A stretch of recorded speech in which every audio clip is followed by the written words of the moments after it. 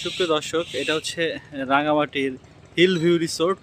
আর এই রিসোর্টে আপনারা চাইলে আপনাদের সকাল বা দুপুরে খাবার দাবার খেয়ে নিতে পারবেন। অনেক ঘরোয়া পরিবেশ, এখানে খাওয়া দাওয়ার ব্যবস্থা আছে। সাথে পাবেন প্রাকৃতিক নৈসর্গিক সৌন্দর্য, লাল পাহাড়ের দেশ রাঙামাটির কাপ্তাই লেকের সৌন্দর্য। আর আপনারা যদি চান এখানে আপনারা ক্যাম্পিং করেও থাকতে পারবেন। ওই যে আপনারা দেখতে পাচ্ছেন।